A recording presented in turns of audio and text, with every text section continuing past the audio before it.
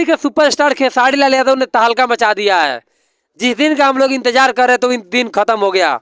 आप सबको बता दे कि 10 साल पहले का पुराना गाना खेसारी लाल यादव भोजपुरी के superstar hit machine trending star कहे जाने वाले खेसारी लाल यादव जी का 10 साल पहले जो गाना आया था जाए करेजा जवानी चूस गई भाई लोग, उस गाने का वर्जन 2 का चर्चा करीबन 6 महीने से हो रहा था, लेकिन आज फाइनली वो दिन देखने को मिल गया। आप सबको बता दे कि वेस्ट म्यूजिक भोजपुरी से खेसारी लाल यादव जी जाए करेजा वर्जन 2 सॉन्ग का मोशन पोस्टर रिलीज हो चुका है।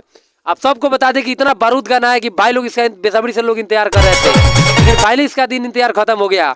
आप सबको बता दें कि इस गाने का रिलीज डेट अभी नहीं रखा गया है, लेकिन आज motion poster West Music Bhojpuri से आ चुका है।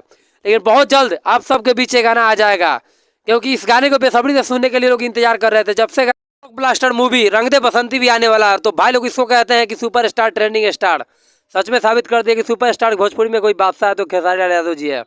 तो भाई लोग इस गाने को सुनने के लिए आप लोग कितना बेचैन हैं आप सब कमेंट बॉक्स में बताइएगा, और साथ साथ अगर मेरे चैनल पे नए हैं तो चैनल को सब्सक्राइब करके जाइएगा।